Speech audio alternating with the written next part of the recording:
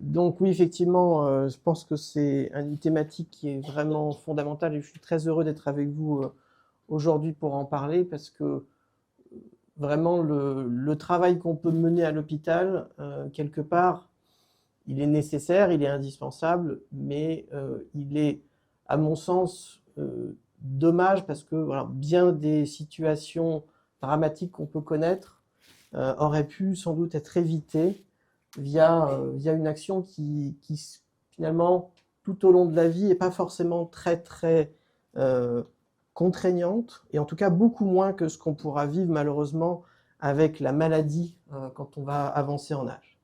Donc on va revenir un petit peu sur les enjeux du vieillissement, les axes de prévention, et puis du fait de ma spécialisation sur la nutrition, on en parlera un petit peu plus, et puis évidemment quelques messages clés en fin de topo, puis vous aurez l'occasion de me poser les questions qui vous viennent, puisque évidemment qu'en 1 heure, on ne traitera pas toutes les problématiques de vieillissement, et vous avez certainement des questions qui vous taraudent, et donc je serai là pour en discuter par la suite. Donc, c'est ce qu'on disait là tout de suite, c'est qu'effectivement, il y a une évolution qui est incontestable et qui est vraiment une chance, hein, quelque part.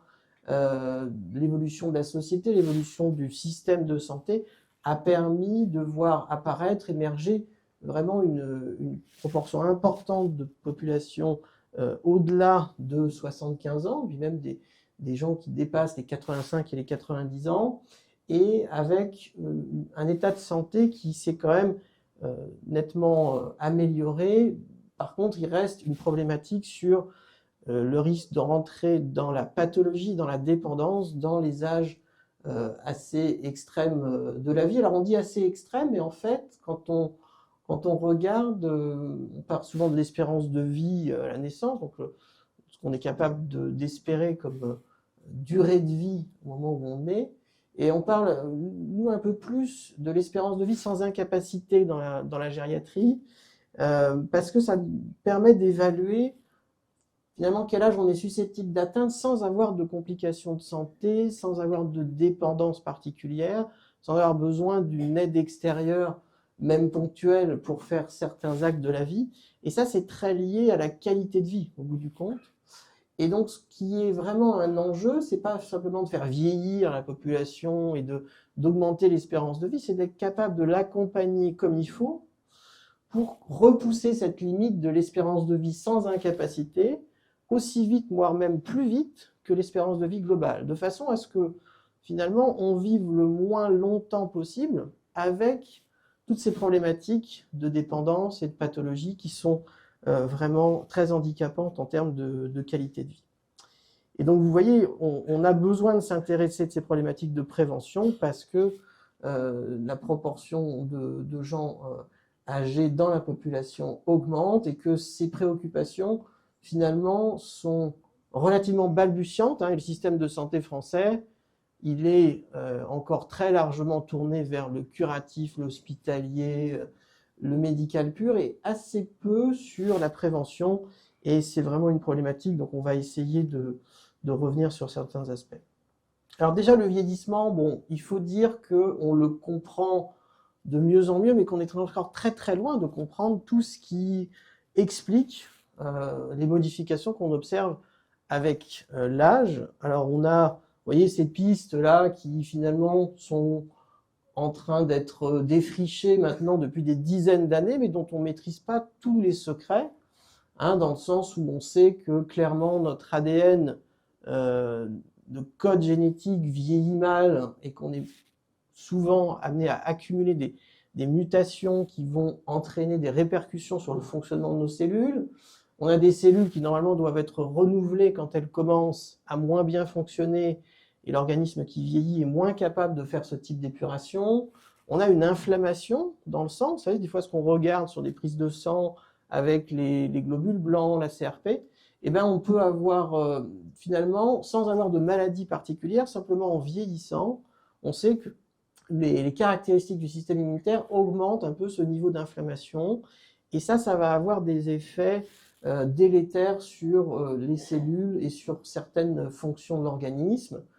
Les mitochondries, qui sont nos petites centrales énergétiques dans les cellules, hein, qui nous servent finalement à métaboliser ce qu'on consomme, ce qu'on mange au quotidien, vont fonctionner de façon moins efficace et vont surtout produire pas mal de déchets. Et ça, c'est une problématique importante parce que les déchets produits vont avoir des effets délétères sur l'organisme et on va être moins capable, vous voyez en dessous, de les nettoyer, hein, parce que le système, la vie est bien faite, mais jusqu'à un certain point, malheureusement, il y a des mécanismes de stress oxydant qui vont venir dépasser les capacités de l'organisme et provoquer à un certain point, du coup, des dégâts sur à la fois l'ADN et sur certaines protéines, sur certaines cellules. Et puis, il y a tout un tas d'horloges biologiques. Alors, on pense à la ménopause, par exemple, hein, mais il y a plein d'autres cycles qui sont associés à l'insuline, au cortisol, toutes les régulations hormonales fines que l'organisme est capable de gérer très bien quand on est jeune et qui ont tendance un peu à se dégrader avec le temps. Donc ça, c'était juste pour que vous ayez un petit panorama. Et en fait, ce qu'on va essayer de brosser, c'est certains aspects de ce qu'il y a à droite et ce sur quoi on peut essayer de jouer, qui sont des facteurs qui vont accélérer ces évolutions de gauche.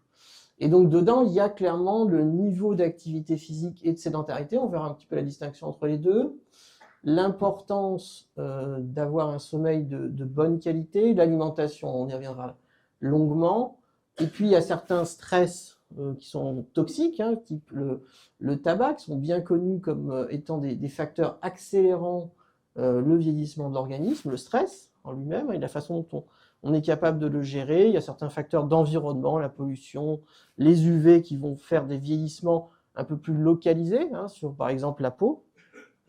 Et puis après, il y a les éléments qui sont liés véritablement à la qualité de notre système de santé et à l'accès qu'on peut avoir à notre système de santé. Et Dieu sait que c'est une problématique importante actuellement, puisque c'est bien beau de vouloir avoir accès des fois à certains spécialistes, mais faut-il encore pouvoir y arriver. Et donc, pour vous donner quelques exemples, on constate globalement que, bon, une fois qu'on a atteint l'âge adulte, on a un organisme qui a des réserves, ce qu'on appelle la réserve fonctionnelle, nous en gériatrie, c'est la marge de sécurité qu'a l'organisme dans différentes fonctions pour effectuer le quotidien et vivre de façon active. Hein. Et donc, sur tous nos organes, on a de la marge. C'est-à-dire que quand vous regardez les fonctions cognitives, là, c'est des tests, les études, on ne reviendra pas forcément dans le grand détail, mais ce sont des tests cognitifs. Le MMS, pour ceux qui connaissent, sont des tests qu'on peut faire de façon très simple, en dépistage, quand on commence à avoir notamment des problèmes de mémoire. Et on sait que le score normal, c'est 30, c'est le score parfait. Et puis, on voit que on vieillit, mais on vieillit finalement assez tard. Vous voyez que ça décroche, mais ça décroche après 70 ans. Et puis ça tombe pas non plus à zéro. Et en fait, les gens qui sont vraiment très gênés par les troubles cognitifs, souvent ils sont en dessous de 15 de score. Donc, vous voyez que le vieillissement en tant que tel va affecter certaines fonctions de l'organisme. Donc à gauche, vous avez une fonction cognitive, à droite, vous avez la fonction des reins, par exemple. Hein. Mais là aussi, on a énormément de marge parce que les gens qui sont dialysés, quand on regarde le débit de filtration glomérulaire, ce qu'on mesure de la clairance des fois sur les prises de sang, les gens dialysés, ils sont en dessous de 15, mais quand on atteint l'âge adulte, on est aux alentours de 100. Donc même si on perd un petit peu, on a de la marge pour tenir encore jusqu'à, vous voyez, là on est, la ligne de base, là elle est à 40, donc on est encore très au-delà d'avoir besoin de la dialyse. Donc tout ça pour dire que la nature a bien fait les choses pour beaucoup de nos fonctions, on a de la marge, mais il y a ce déclin. Vous voyez, cette pente, elle est là, elle est incontestable. Et en même temps, il y a une autre caractéristique qui est très importante sur ces études-là, c'est l'hétérogénéité. C'est essayer de comprendre pourquoi il y a des gens qui sont là et qui, au même âge, vous en avez qui sont là. Ça va du simple au double. Hein. Et il y en a qui ont une pente qui va être assez horizontale et d'autres qui va être beaucoup plus raide. Donc, c'est d'essayer de comprendre, finalement, pourquoi il y a autant d'hétérogénéité et du coup de tirer parti de ces nouvelles connaissances pour essayer de faire en sorte que la pente de déclin des différentes fonctions soit la plus lente possible et qu'on puisse vivre sans pathologie et sans dépendance le plus longtemps possible. Alors on a commencé un tout petit peu à parler de sarcopénie, alors je vais insister un petit peu parce que c'est aussi un peu mon dada. Hein. Effectivement, dans les organes qui vieillissent, il y a le muscle. Le muscle, ça vieillit très mal, globalement, et surtout quand on n'en prend pas soin. Le muscle, il vieillit de deux façons. Il vieillit parce qu'on perd de la masse musculaire. Hein. Vous voyez, vous avez des courbes d'IRM là en haut, où en fait, vous voyez en fonction des personnes qui sont soit jeunes à gauche, au milieu, âge moyen, et à droite plutôt âgé, bah, vous voyez que la part de muscle, qui est la partie grise au milieu, diminue un petit peu au profit de la part qui est blanche autour, c'est du gras. Hein, donc on perd globalement de la masse musculaire et on a plus de gras. Et dans les autres caractéristiques, c'est qu'on a une structure du muscle qui s'altère et qui fait qu'on a aussi du gras qui va venir infiltrer le muscle. On a aussi des jonctions entre le muscle et les nerfs qui fonctionnent un petit peu moins bien. En fait, on a plein de caractéristiques qui fonctionnent de façon moins performante. Les mitochondries aussi produisent moins d'énergie, etc., etc. Et tout ça, ça aboutit derrière à ce que vous avez là, qui est des mesures fonctionnelles de ce qu'on appelle la force de préhension. C'est la mesure de la poigne, hein, globalement, qu'on peut mesurer très facilement avec des petits outils.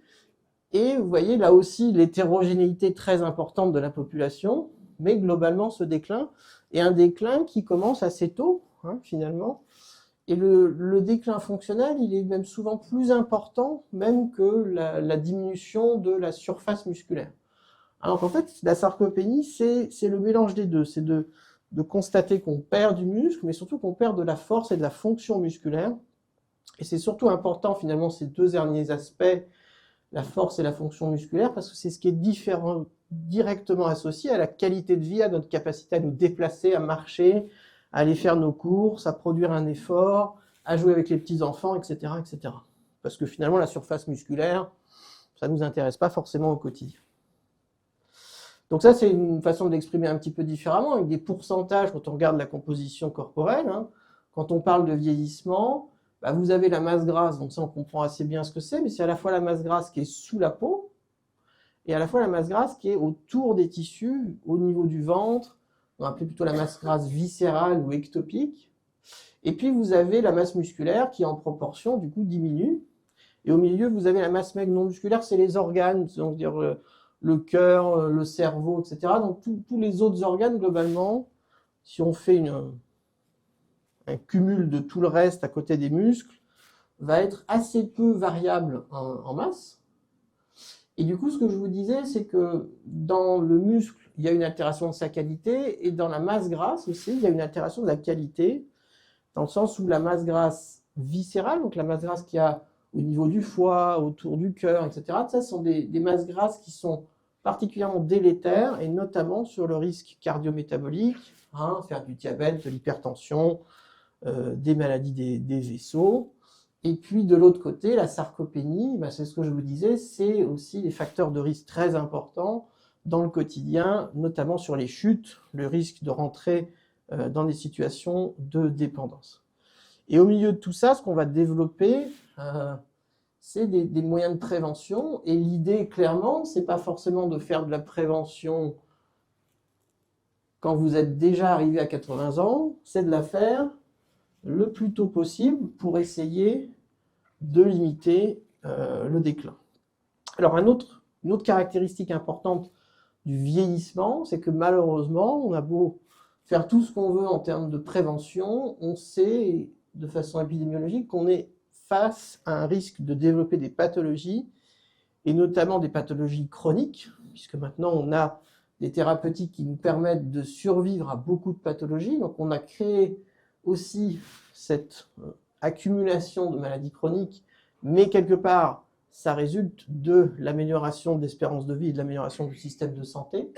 Et vous voyez que la population qui atteint des âges au-delà de 60 et voire au-delà de 80 a de plus en plus de risques d'être concernée par non pas une ou deux maladies, vous avez de l'hypertension, c'est la plus classique, hein, mais vous avez à avoir l'hypertension, le diabète, l'insuffisance cardiaque, et puis la bronchite chronique, etc., etc. Et donc c'est vraiment un des enjeux, c'est de faire en sorte que cette évolution qu'on constate, on arrive à la freiner, et donc il y a énormément d'éléments qui rentrent en ligne de compte hein, dans la survenue évidemment de ces pathologies. Il y en a certains sur lesquels on ne peut pas jouer grand-chose, on ne va pas modifier notre génome, en tout cas on n'est pas capable de le faire actuellement, et je ne suis pas sûr qu'on y arrive de façon efficace. Mais par contre, il y a donc toutes les dimensions de prévention qu'on a commencé un peu à évoquer sur le mode de vie qui vont être très importantes à mettre en place, et donc de façon préventive, c'est-à-dire avant le développement des dites pathologies et de leurs complications. Donc on a tendance à regrouper les populations vieillissantes un peu par groupe. Alors on a finalement ces deux types de vieillissement qui sont les vieillissements qu'on cherche à obtenir. Ce sont les vieillissements, ce qu'on appelle l'optimal et puis le réussi. Alors l'optimal, c'est vraiment l'exception qui confirme la règle, mais c'est d'être capable de garder des caractéristiques fonctionnelles quasiment équivalentes à quelqu'un de jeune. Alors c'est rare qu'on arrive à avoir un organisme qui respecte ça jusqu'à des âges très avancés, mais vous voyez, il y a encore des gens qui sont des centenaires, champions de cyclisme, etc., ou qui sont encore capables de faire des grands écarts à des âges très avancés. Et puis d'un point de vue, on va dire un peu plus pratique dans la vie quotidienne, il y a quand même une bonne portion de la population qui vieillit, qui fait un vieillissement réussi. Et le vieillissement réussi, c'est à la fois de dépasser un peu l'espérance de vie, mais surtout d'être capable d'avoir une espérance de vie en bonne santé qui est très bonne, donc qui est très longue, avec une qualité de vie qui est maintenue, parce qu'on est capable de garder des activités, de s'adapter aux changements. Vous marchez un peu moins vite, vous avez peut-être un peu moins de sous, vous avez peut-être un peu moins d'énergie, mais vous êtes capable malgré tout d'avoir des activités qui ont du sens pour vous et que vous pouvez continuer à mener. Et puis vous avez le vieillissement usuel où là on a une capacité fonctionnelle qui retentissent de façon plus ou moins importante sur le mode de vie.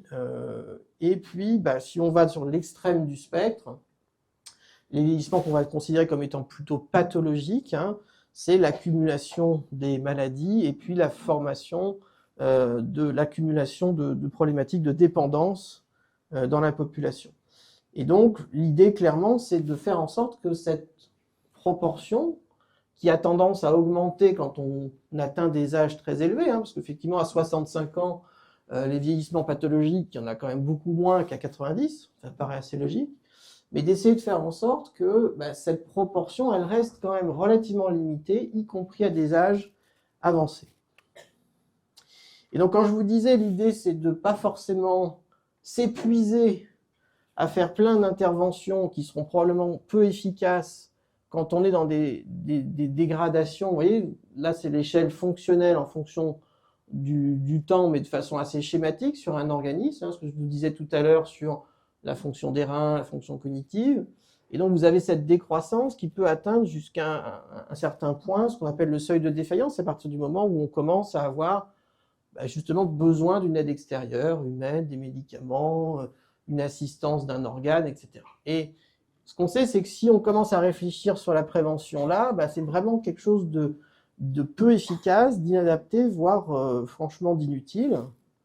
Et donc déjà, le fait de pouvoir intervenir un petit peu avant les complications des maladies, un peu en amont, ça permet souvent donc de limiter le retentissement et l'entrée sur la dépendance, mais ce qui est vraiment le plus utile, et ce qui nécessite au bout du compte le moins de ressources aussi pour le système de santé et puis pour le système de la dépendance derrière, et c'est pour ça que ça intéresse, et ça devrait intéresser encore plus nos dirigeants, c'est d'essayer de travailler vraiment, vous voyez, là on est sur l'échelle de temps entre 60 et même un petit peu avant, on est sur l'âge actif, d'essayer d'agir sur ces périodes-là pour donner un cap qui va nous accompagner vers un vieillissement optimal et réussi. Et donc vous voyez que là aussi, l'activité de prévention, elle peut être vraiment ce qu'on appelle la prévention primaire, donc au tout début, assez tôt, pour essayer d'éviter l'apparition des maladies, mais ça peut être aussi un petit peu plus tard, ce qu'on appelle les préventions secondaires et tertiaires, il y a déjà les maladies, mais on va essayer d'éviter les complications des maladies, le retentissement des maladies et l'entrée éventuelle vers la dépendance. Mais voilà, ce qui est la problématique actuellement de notre système, c'est que cette prévention primaire, elle est relativement peu développée, et donc on va regarder quelques aspects de cette prévention. Donc je vous ai dit qu'on allait parler un petit peu de nutrition, mais on va la réserver pour la fin, puisque c'est voilà, la petite pépite pour la fin. On va parler un petit peu du reste, mais de toute façon tout est lié, parce qu'en fait il n'y a pas euh, une méthode qui permet de lutter contre toutes les maladies ou tous les problèmes de dépendance, c'est une association de méthodes. Et un des points fondamentaux que vous connaissez bien, c'est la problématique de l'activité physique et qui est en lien aussi avec, certes, l'évolution sociétale a permis l'amélioration de l'espérance de vie, l'amélioration du système de santé, mais a aussi eu des travers un petit peu plus désagréables au regard de la prévention qui font que le niveau d'activité globale de la population a eu tendance à diminuer. Et quand on regarde de façon un peu plus fine, puisqu'il y a eu énormément de travaux autour de ça, il n'y a pas qu'un problème de perte au niveau de l'activité physique. Vous voyez l'activité des muscles qui dépasse la dépense énergétique de repos. Donc c'est à partir du moment où on commence à marcher un peu vite, sans forcément faire de la natation synchronisée, on est déjà dans une activité physique. Et puis vous avez le deuxième point que souvent on n'avait pas tendance à considérer de façon indépendante, qui est la sédentarité. Et en fait, la sédentarité, c'est de passer dans le temps de la journée son temps assis ou couché, et souvent sur des périodes de temps contiguës. C'est-à-dire, on va rester souvent au bureau pendant 3 heures sans se lever, quasiment. Et puis sur le cumul de la journée, ça peut aller jusqu'à 7-8 heures facilement. Et en fait, ce qu'on sait dans les facteurs qui aggravent le vieillissement, il y a à la fois le fait de manquer de phases d'activité physique, mais il y a aussi de façon indépendante le fait d'avoir cette situation de sédentarité. Et donc, il faudrait essayer d'agir non pas simplement sur rajouter des séances d'activité, mais aussi modifier le quotidien. Et ce qui est considéré comme étant le plus bénéfique, c'est que même quand on a une activité type bureau, c'est que toutes les heures, on passe au moins 1 minute debout à faire quelques pas, et après on peut se rasseoir. Mais de ne pas rester de façon continue, tout le temps, en position finalement de repos. Ça a des effets bénéfiques sur le plan métabolique qui sont cumulatifs avec ceux de l'activité physique. C'est deux choses un petit peu différentes, qu'on a tendance à mettre un peu dans le même sac, mais qui peuvent avoir des effets donc cumulatifs. Bon, après, la prévalence du manque d'activité physique, elle est très importante. Vous voyez, donc la proportion de gens qui sont en dessous des recommandations, à peu près un tiers des hommes et presque la moitié des femmes, donc c'est une proportion qui est très importante passé 65 ans. Et puis donc je vous dis, il y a des effets métaboliques, il y a des effets systémiques au niveau de l'organisme qui font qu'on appelle le déconditionnement. On a peut-être déjà entendu parler de ça. En fait, c'est tous les effets qu'on va avoir à moyen terme sur le fait d'avoir une activité physique qui est faible. En fait, on n'est pas physiologique. Notre organisme, il a évolué dans un environnement où on bougeait, où on avait de l'activité. Et donc, en fait, quand on est dans notre situation actuelle de pays où on est peu actif et sédentaire, on va induire des altérations sur tous les systèmes qui, normalement, alimentent le muscle de façon directe ou indirecte. Donc ça paraît logique, le cœur, les vaisseaux, le muscle lui-même, et puis aussi de façon indirecte, parce que le muscle, c'est pas un organe qui produit que de la force musculaire, c'est un organe qui produit aussi des molécules qui vont réguler plein de choses, qui vont réguler la tension, qui vont réguler le moral, qui vont réguler l'appétit, Et donc en fait, c'est vraiment un organe qu'on appelle endocrine, au même titre que vous avez le pancréas qui sécrète de l'insuline. Quand vous faites marcher votre muscle, il fonctionne normalement et il sécrète plein de petites protéines, de petites hormones qui ont des effets qui peuvent être protecteurs vis-à-vis de certaines maladies. Et au contraire, si vous avez un muscle qui est plutôt paresseux et qui ne fait pas travailler, va avoir plutôt des effets qui vont aggraver le vieillissement. Et donc, vous voyez, dans la spirale du déconditionnement, c'est que vous avez cette sédentarité qui va favoriser des pathologies, qui va favoriser notamment sur du plan cardiovasculaire ou respiratoire, qui va diminuer la capacité à l'effort. Et puis quand on a moins de capacité à l'effort, on va avoir plus de difficultés à pratiquer certaines activités, à avoir des interactions sociales qui vont elles-mêmes accélérer les problématiques psychocognitives, on va en reparler un petit peu. Et donc tout ça, ça va s'accumuler et ça va s'auto-entretenir. Et globalement, l'âge charnière qui est entre 60 et 70 ans, il est vraiment important parce que c'est dans une population qui déjà a peu d'activité, un âge où spontanément, on a tendance à continuer à baisser son niveau d'activité par rapport à la vie adulte active d'un point de vue professionnel, alors que c'est un moment où malheureusement, voilà, on a cette évolution spontanée, mais où il pourrait y avoir, au contraire, un mécanisme de compensation. On sort de la vie professionnelle, mais on peut faire autre chose que simplement attendre dans son salon que les jours passent et essayer de lutter contre cette évolution et le déconditionnement. Alors, quelques exemples pour vous montrer un petit peu. Là, quand on regarde, alors, c'est une échelle sur la gauche qui mesure, en gros, le niveau de dépenses énergétiques qu'on est capable de produire en fonction de l'âge. Donc, en fait, vous fichez un peu des chiffres, mais vous avez les classes d'âge, et vous voyez que le niveau d'énergie qu'on est capable de produire, en tout cas la consommation d'oxygène qu'on est capable d'avoir, donc c'est la façon dont on va mesurer finalement le niveau d'activité physique. Quand on a 25, 30, 40 ans, on a des niveaux d'activité qu'on est capable d'atteindre qui sont beaucoup plus importants que des gens qui sont à 75 ans et plus. Vous voyez, pratiquement le double. Et enfin, si vous avez, et c'est ça qui est intéressant sur la slide, ce que ça veut dire, si vous passez en dessous de la barre, si vous passez en dessous de 26, c'est que vous avez du mal à monter vos courses. Là, vous avez du mal à jardiner en dessous de 13, là, vous avez du mal à vous habiller seul, et puis là, vous avez du mal carrément à changer de pièce entre une chambre à coucher, un salon, etc., etc. Et donc, vous voyez que, là aussi, je vous ai dit, on a de la marge, hein, mais on n'a pas tant que ça, et vous voyez, ça s'arrête à 75 ans, si on avait 85, 90, vous voyez que à terme, bon, certes, on ne pourra pas tous jardiner, mais on va aussi se retrouver dans bien des situations avec des problématiques pour gérer vraiment le quotidien, hein, y compris donc se laver, s'habiller, des choses de ce type-là. Et ce que je voulais vous montrer, c'est ce qu'on est capable d'améliorer ou de gagner en réintroduisant de l'activité physique.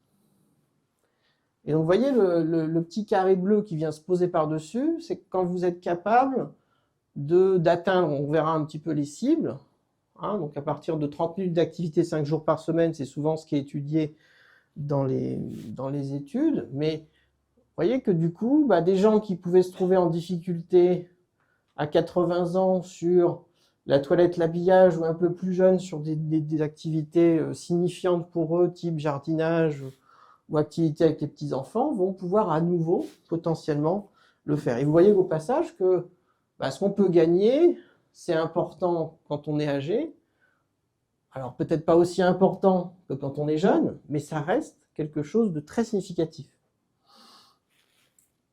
Alors ça, c'était sur le côté, on va dire, vie quotidienne. Après, on peut décliner, hein, parce qu'il y a eu énormément d'études là sur les 70 dernières années sur les bénéfices de l'activité physique. Alors là, pour le coup, on parle vraiment de l'activité physique et pas de la sédentarité, mais globalement, on retrouve des bienfaits qui sont assez superposables, hein, sur la survenue de pathologies chroniques. Et donc, vous voyez clairement les pathologies cardiovasculaires, musculo-squelettiques, ce qu'on attend de façon assez logique en faisant marcher le muscle. Mais vous voyez de façon peut-être moins attendue les effets neuropsychologiques, hein, et donc les effets de neuroprotection. Et là, ça peut en intéresser aussi pas mal, hein. C'est pas qu'une question d'être en bonne forme, c'est aussi d'avoir des capacités de mémoire, des capacités cognitives au sens plus large, hein. Donc toutes les grandes fonctions du cerveau vont être plus longtemps préservées en cas d'activité physique maintenue tout au long de la vie ou reprise même un peu plus tard. Et puis vous avez aussi des effets sur le système immunitaire, hein, qui va être plus performant grâce à l'activité physique. Et le système immunitaire, ça vous sert certes à vous défendre contre le Covid, la grippe, etc., mais ça a une autre grande fonction, c'est de vous défendre contre les cancers. Hein, et donc, un des grands caractères enfin, une grande cause de diminution de la mortalité avec l'activité physique, c'est à la fois les maladies cardiovasculaires, mais c'est aussi la diminution de la mortalité par cancer et par infection. Donc ça, après, les repères, il y en a eu. Je pense que le plus simple de retenir, ça reste quand même ce cadre-là de 30 minutes d'activité par jour, en se disant que le minimum du minimum, c'est 5 jours par semaine.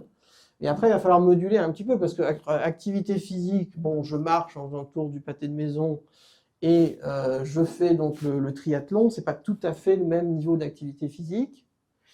On va détailler un petit peu après. Et puis, bon, l'idée, c'est de voir d'où on part. Quand on part de 0 minutes par jour, on fait juste se déplacer dans son logement, ben c'est sûr que l'idée, c'est pas forcément de monter à 30 d'emblée.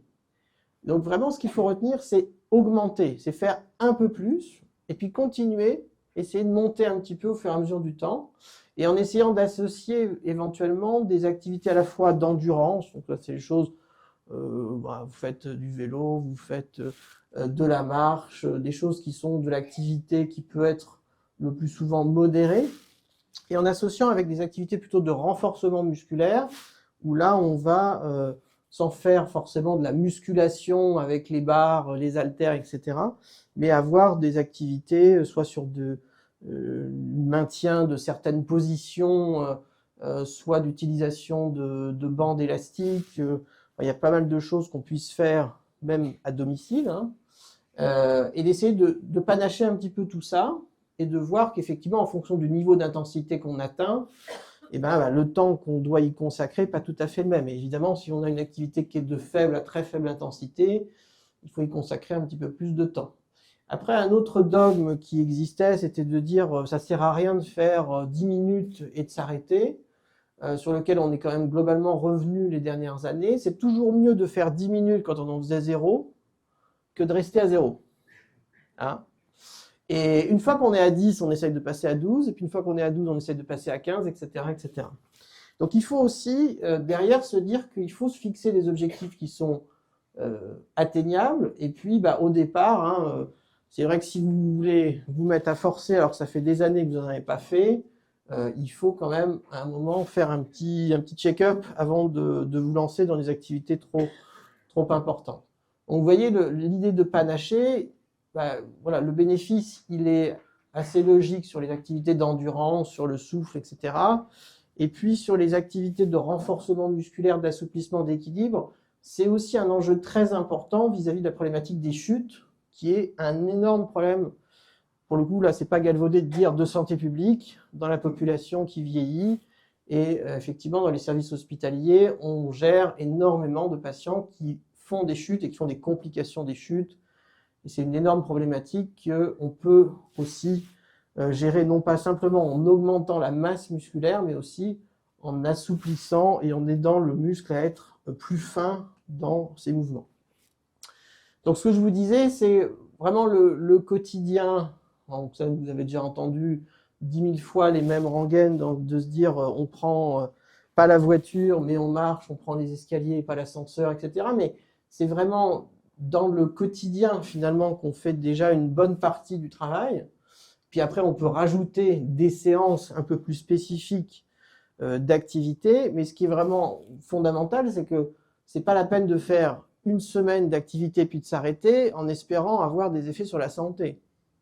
L'activité physique, hein, je vous l'ai montré sur la courbe, c'est sur des échelles de temps, d'années, voire de dizaines d'années. Donc si vous vous lancez dans une activité, il faut déjà que vous vous projetiez sur quelque chose que vous êtes capable de soutenir, de faire de façon régulière, de faire quelque chose qui vous plaise, que ce ne soit pas une épreuve à chaque fois que vous vous lancez. Et après, vous avez, finalement, chacun est très différent. Enfin, chacun va trouver le bonheur dans une activité qui lui est propre, mais ça n'a pas d'importance du moment que c'est autre chose que de rester au repos dans son salon. Ça peut être tout seul, ça peut être en groupe, ça peut être avec une association, avec la famille. Quoi qu'il en soit, il faut qu'il y ait, pour que ça dure, une sensation de bien-être et pas de la douleur ou de vraiment une sensation de contrainte excessive. Et donc, il faut faire dans la régularité. Hein, il n'y a que comme ça sur les recherches en psychologie. Si on se dit on fait une fois tous les 15 jours, eh ben, il y a un 15 jours qui saute, donc ça fait une fois par mois, et puis etc. Donc il faut une régularité, qui est souvent de la régularité hebdomadaire et plusieurs fois par semaine éventuellement, pour réussir à tenir sur la durée. Et puis donc je vous disais, le contexte est important, et les conseils, alors vous avez les associations sport-santé dans le bassin clermontois qui peuvent vous aider, les nouvelles professions qui ne sont pas des kinés, qui sont les professeurs d'activité physique adaptée, qui peuvent aussi apporter des conseils qui peuvent être vraiment importants justement dans ces problématiques de prévention, hein, et pas chez les gens qui sont déjà malades. Et puis un autre aspect donc, que je vous disais, c'est que c'est toujours mieux de faire un petit peu que rien du tout, et il ne faut pas s'arc-bouter sur dire « Ah ben j'ai fait 3000 pas, ça ne sert à rien ». En fait, si vous en faites 3000, mais que derrière vous continuez à monter et que vous essayez de globalement atteindre cette cible, mais qui est voilà, très schématique, hein, des 6 à 10 000 pas par jour, on est déjà dans une dynamique qui est très bonne, et on sait qu'au-dessus de 10 000 pas, on continue à avoir des bonus sur le plan de la santé qui peuvent s'accumuler. Après, vous avez des choses toutes simples hein, qui peuvent se trouver sur Internet assez facilement, qui sont gratuits et qui peuvent se faire vraiment à domicile tout seul en autonomie avec très peu de matériel. Alors bon, je vous propose Vivifray parce que on l'utilise, c'est un programme européen, on l'utilise nous dans les gens qui sont en hôpital de jour notamment, hein, où vous avez des propositions d'activités et que vous allez adapter. Alors vous voyez là à gauche, il y a un passeport D, hein, en fait ça s'adapte au niveau de capacité physique de la personne, donc vous avez des programmes, hein, ça se présente sous forme de roue d'activité, il faut faire ça tous les jours au moins une fois, et vous voyez que si vous n'avez pas de matériel à la maison, globalement c'est des choses qui sont facilement accessibles et qu'on peut encourager à faire de façon assez visuelle en général, même chez des gens atteints de pathologie, on a vraiment une adhésion qui est pas si mauvaise, et en tout cas c'est toujours mieux que rien du tout. Et je vous disais, globalement, tout n'est pas cloisonné, hein, il y a d'énormes synergies entre l'activité physique et le cognitif, dont on va reparler juste après, hein, mais quand vous avez une activité physique, vous allez améliorer les fonctions cognitives. Alors il y a plein d'aspects, mais par exemple, hein, vous allez développer des vaisseaux en plus qui vont vous protéger contre certains accidents vasculaires cérébraux, qui vont faire que vous allez moins perdre de neurones et que vous allez peut-être potentiellement en régénérer plus. Hein, la neurogénèse, c'est être capable de recréer des neurones. Hein, et le fait d'avoir une activité physique, ça fait partie des cibles potentielles de ces petites molécules que je vous disais que les muscles produisent et qui ont des effets santé intéressants.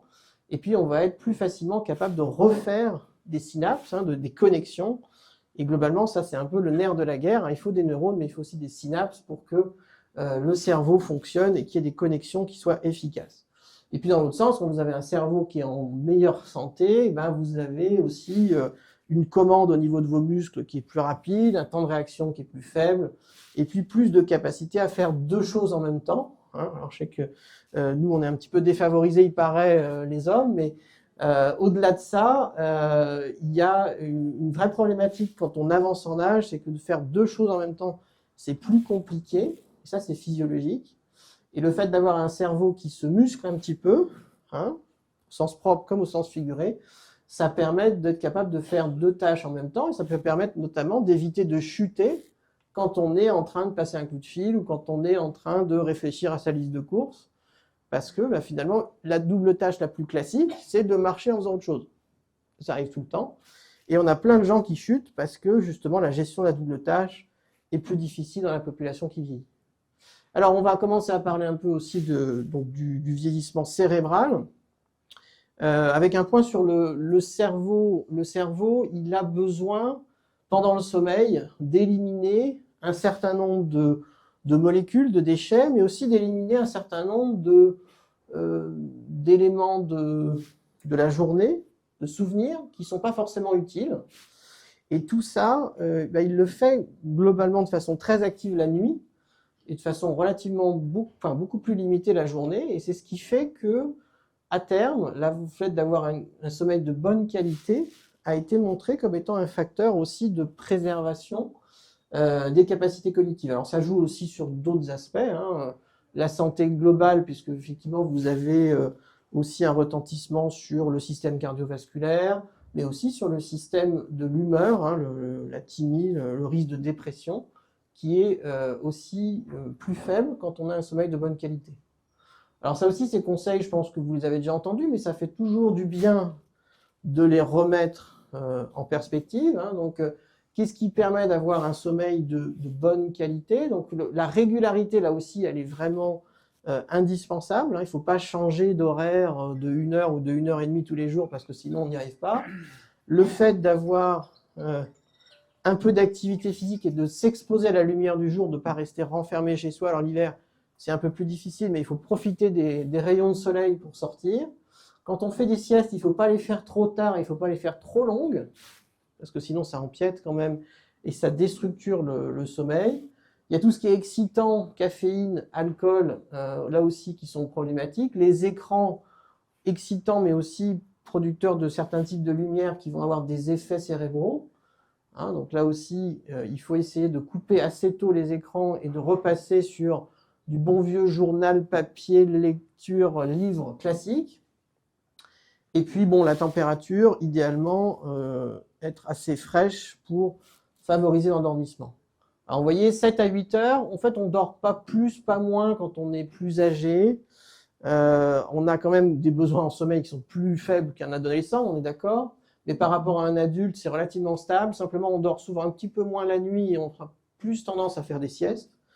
Mais bon an, mal an, c'est relativement stable par rapport au reste de la population. Et un des conseils aussi qu'on peut avoir, c'est de ne pas forcément chercher à retrouver le sommeil une fois qu'on est réveillé, et plutôt de faire une petite activité, mais qui n'est pas un écran, et qui n'est pas de l'activité physique. Là, pour le coup, hein, je vous ai dit, la sédentarité, on lutte contre la sédentarité le jour, pas au milieu de la nuit. Hein, donc on n'est pas en train de faire de l'aérobic au milieu de la nuit pour se rendormir. C'est pas le but. Autre point à rappeler, c'est qu'il faut se méfier de l'apnée du sommeil. Alors, bon, je ne fais pas que ça, mais effectivement, on avait travaillé un petit peu sur l'apnée du sommeil. Dans la population âgée, on en a particulièrement. Et alors, les ronflements, clairement, ça ne fait pas tout, hein. La plupart des gens qui ronflent n'ont pas d'apnée du sommeil, je vous rassure.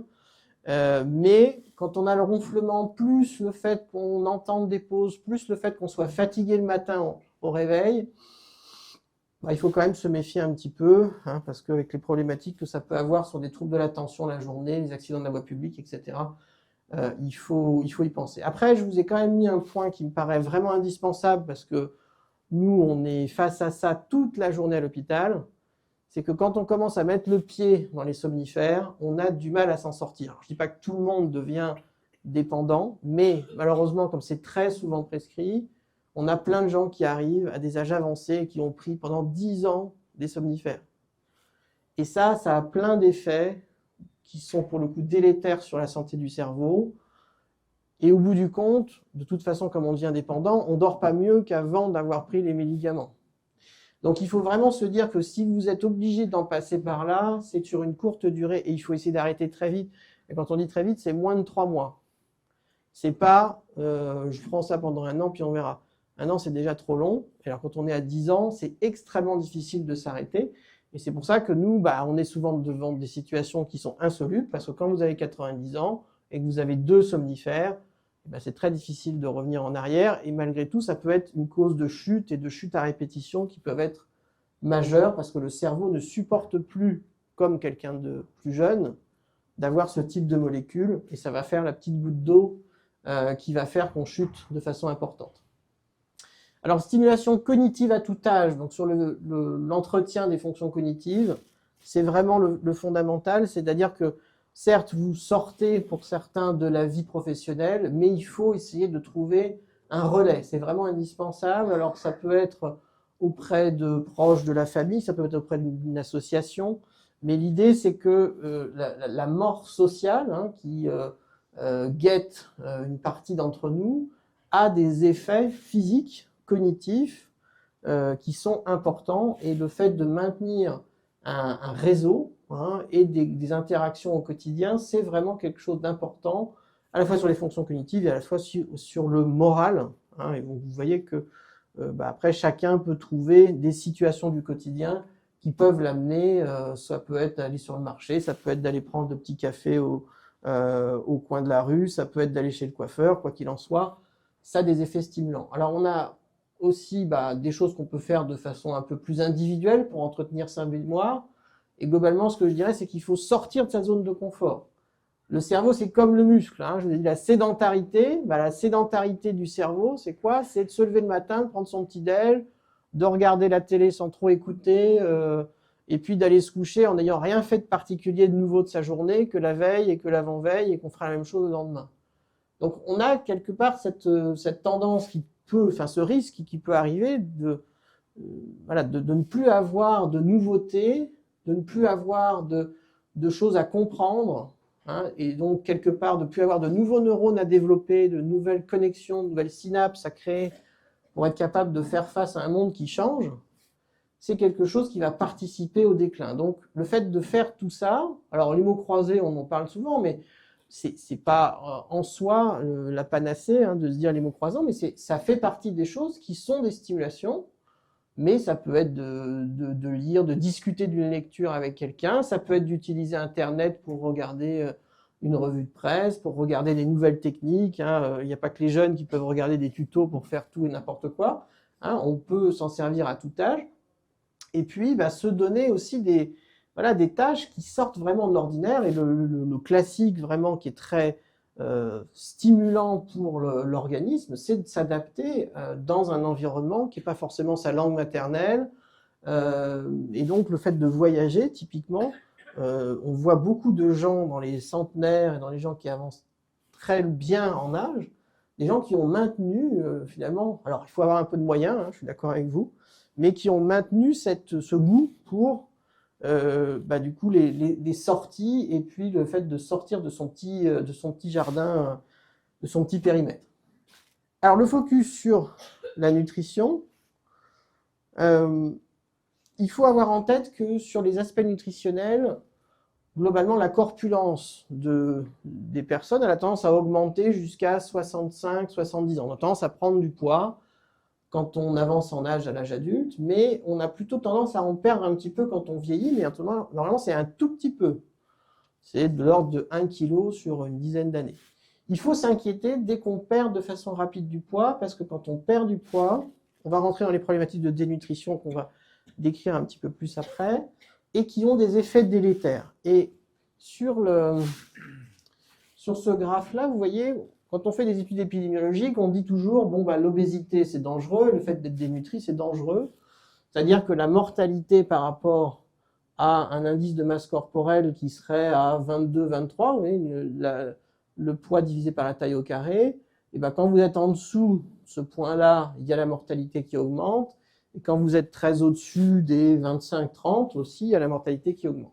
Et vous voyez que la courbe, elle n'est pas tout à fait la même quand on a 50 ans et quand on en a 80. Et ça, on oublie souvent de se le dire, c'est que, en fait, quand on a 80 ans, l'optimum pondéral, il est décalé un petit peu.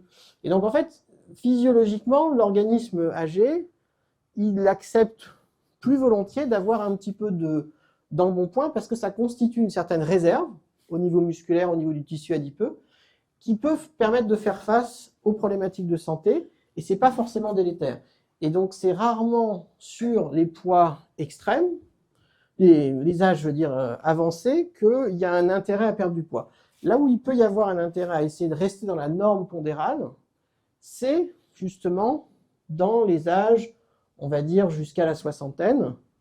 Mais au-delà, c'est vraiment pas clair dans les études, et voire on a beaucoup de problématiques, au contraire, de dénutrition qui peuvent se produire. Et il faut garder en tête que si vous perdez sur une période de temps de 6 mois plus de 2 kilos, sans que ce soit quelque chose de volontaire, il faut s'en alarmer parce que c'est pas normal, et il faut, même quand vous avez tendance à avoir un peu de surpoids ou même un peu d'obésité à la base, il ne faut pas considérer que c'est normal et que c'est forcément une bonne chose, parce qu'il peut y avoir quelque chose éventuellement sous-jacent qui explique la perte de poids. Et donc vous voyez, ça c'est une autre façon de le représenter. Vous voyez l'optimum en termes d'IMC, là, 18,5 à 25, donc on entend assez souvent avec le surpoids entre 25 et 30.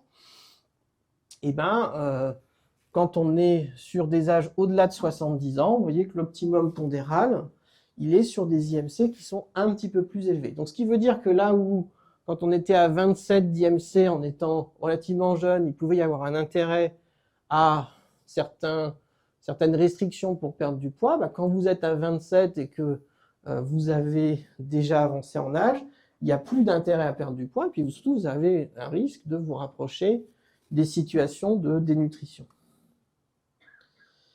Alors pourquoi c'est particulièrement fréquent de se dénutrir quand on vieillit, et donc de perdre du poids qui est un des marqueurs, mais on va voir que ce n'est pas le seul. Ben, c'est parce qu'on a tendance déjà à diminuer un petit peu ses apports, on a tendance à manger un petit peu moins, et puis quand on a des pathologies chroniques, eh ben, ça va aggraver tout ça. Donc, ce que je vous disais, c'est que la pathologie, c'est très fréquent quand on vieillit. Et donc, on a une espèce de cercle vicieux qui fait que plus on a de pathologie, plus on a tendance à se dénutrir, et plus le pronostic des pathologies a tendance à s'aggraver. Alors, quand on parle de dénutrition, on va quand même dire ce que c'est qu'en fait, on a un déséquilibre entre les apports, et notamment les apports protéino-énergétiques, donc en calories et en protéines, par rapport aux besoins. Et quand ce déficit, il est prolongé, ça va induire des modifications au niveau de la composition corporelle qu'on peut mesurer. Et donc, dans les choses qu'on mesure assez facilement, vous avez la perte de poids, et c'est la variation en pourcent qui est importante. Vous avez l'IMC dont on vient juste de parler. Et puis, vous avez la sarcopénie dont on a parlé avant. Et c'est là qu'on fait un peu boucler la boucle. C'est que quand on perd du poids, quand on est âgé, et plus on avance en âge et plus on a des pathologies, plus on va perdre du muscle dans ce qu'on perd. Donc, quand vous perdez 2 kilos, que vous êtes jeune, vous allez perdre 200, 300, 400 grammes de muscle. Quand vous êtes âgé, vous pouvez perdre sur 2 kilos jusqu'à 1 kilo de muscle. Et le problème, c'est que la résultante en termes d'état de santé, bah certes, vous avez perdu du gras, mais vous avez perdu du muscle. Et le muscle, c'est vraiment la ressource qui est très rare. Et quand on avance en âge et qu'on perd du muscle, ça veut dire qu'on a déjà un pied vers le vieillissement pathologique. Et donc, perdre du poids, il faut que ce soit le plus doux possible s'il y a vraiment une perte de poids. Et il faut que, pour que ça s'accompagne le moins possible d'une perte de masse musculaire ou d'un vieillissement du muscle, qui est à côté de l'activité physique et une consommation de protéines, on va revenir un petit peu dessus, qui s'adapte puisqu'on a des besoins qui vont être particuliers. Donc ça, c'était pour vous décrire un petit peu les choses. Alors, on en voit beaucoup des dénutritions à l'hôpital, mais on en voit aussi pas mal à la maison. Alors, on en voit, non. En fait, on ne les voit pas. C'est ça le problème. C'est qu'ils sont à la maison. Alors, dans la salle, là, statistiquement, il va y avoir entre 8 et 10 personnes qui peuvent être concernées. Donc, c'est pas rien. Mais par contre, c'est des gens que dans 3, 4, 5 ans, on va retrouver plus facilement à l'hôpital parce qu'on va induire un certain nombre de risques qui sont sur la droite, là, qui sont une altération des capacités fonctionnelles en lien avec la sarcopénie, les chutes, les fractures, le risque d'infection, le risque de retarder une cicatrisation quand vous avez une opération, de faire des complications post-opératoires, et puis à terme de faire donc des hospitalisations, des entrées en EHPAD pour des pertes d'indépendance fonctionnelle et d'augmenter la mortalité. Bon, la sarcopénie, si on la prend de façon individuelle, donc le fait de perdre du muscle, ça peut se mesurer de façon un peu précise. Alors des fois, vous avez des balances impédance-mètre à la maison, c'est pas forcément très juste, mais ça donne une petite idée. Ça s'accompagne en tant que tel de complications, alors qu'ils ne sont pas très loin de ce qu'on a dit sur la dénutrition. On va rajouter un peu les aspects, on va dire, métaboliques. On a plus de risque de développer un diabète quand on a très peu de muscles. Les chutes, les fractures, les hospitalisations, les pertes d'indépendance fonctionnelle et les entrées en EHPAD, et puis l'altération de la qualité de vie qui est quand même assez importante quand on est sarcopénique. Donc ce que je vous disais, il faut s'inquiéter quand on perd du poids, et dans les idées reçues très classiques, il y a cette idée reçue qu'on a moins besoin. On avance en âge, on a moins d'activité, etc. Et donc, le problème, c'est justement de rentrer dans cette espèce de cercle vicieux, de dire on a moins besoin, donc on mange moins, donc on a peut-être un peu moins de muscles, donc on a moins de capacité à faire de sport, donc on a moins d'activité, et donc on mange encore moins, etc., etc. Et donc, en fait, il n'y a pas de relation si claire que ça avec l'âge, et globalement, les besoins en calories par kilo et par jour sont assez proches de la population adulte jeune, voire même elle peut être un peu plus haute quand on a des pathologies, justement, parce que les pathologies vont augmenter la dépense énergétique. Évidemment, le niveau d'activité physique va être très impactant sur la dépense énergétique. Pour quelqu'un qui est strictement sédentaire et sans activité à la maison, ce n'est pas du tout le même chiffre en termes de dépenses que quelqu'un qui va continuer à faire 3 séances d'activité physique par semaine. Ce qu'il faut vraiment viser, c'est le poids stable dans la population qui avance en âge. Et puis, donc là, vous avez quelques repères sur ce qui fait un peu l'alimentation, les caractéristiques populationnelles âgées. On a un ralentissement du transit, donc il faut penser aux fibres. On a des os qui sont plus fragiles et qui ont des besoins en calcium un peu plus élevés. Et on a des besoins protéiques pour le muscle et aussi pour les os qui sont un peu plus élevés également. Il faut penser à se peser régulièrement, parce qu'on ne peut pas détecter si on a perdu les 2 kilos dont je vous parlais tout à l'heure s'il n'y a pas de pesées qui sont faites de façon régulière. Donc ça, c'est les besoins journaliers. Je vous disais, il n'y a pas énormément de différence entre l'adulte, la personne âgée en bonne santé. En termes de calories, c'est assez peu différent. Là où il y a une grosse différence, c'est les besoins en protéines. Donc c'est vraiment là où il faut faire attention, parce qu'on peut avoir tendance à avoir envie de moins manger, mais en plus de ça, ça va venir se percuter avec un besoin en protéines qui va être plus important dans la population âgée. Donc spontanément, on a tendance à un peu à en moins manger, puis ça peut être plus difficile à manger. Et à côté de ça, les besoins ont tendance à augmenter pour maintenir la masse musculaire. Et puis alors, vous voyez que s'il y a des pathologies, c'est encore plus haut. Donc le muscle, globalement, il a besoin de calories, il a besoin de protéines, il a besoin de vitamine D, et il a besoin d'activité physique. Globalement, c'est comme ça qu'on arrive à maintenir les choses. Alors sur les protéines, bon, vous trouverez ça un peu partout, mais quand je vous dis 1 à 1,2 g par kilo et par jour de protéines, c'est pas forcément toujours facile à atteindre. Mais ce n'est pas que le steak, le poisson et les œufs. Il y a des légumineuses, il y a plein d'autres sources potentielles, les céréales complètes qui peuvent permettre de compléter les produits laitiers, le tableau. Un point rapide, l'hydratation, il faut s'en méfier. On a moins d'eau en stock quand on vieillit, parce que la masse grasse, c'est peu hydraté, alors que le muscle, c'est très hydraté. Donc, on a tendance à se déshydrater assez vite, ce d'autant qu'on a souvent des médicaments comme les diurétiques pour la tension qui peuvent faire perdre de l'eau. Et donc, on se retrouve avec des besoins qui sont à la fois importants, mais surtout assez mal ressentis. Donc, plus vous allez avancer en âge, moins vous allez avoir la perception de la soif. Et donc, finalement, quand vous ne consommez pas assez, vous n'allez pas forcément vous en rendre compte. Et donc ça peut mener à des complications. Vous allez me dire, c'est... En tant que tel, on urine moins, mais il n'y a pas que ça, parce que du coup, on va aggraver les problématiques de constipation, on va augmenter le risque de faire des insuffisances rénales. Et si on fait de l'insuffisance rénale et qu'on prend des médicaments, c'est tous les risques d'accumuler certains médicaments. On fait plus d'infections urinaires parce que les urines sont concentrées. Et puis, on a des fois un peu moins de salive, on a des fois plus de difficultés à déglutir. Donc, c'est vraiment des problématiques. Et vous voyez, 1,5 litre, donc ça fait en gros, on va dire 1 litre d'eau et de liquide clair, et le reste est apporté par l'alimentation.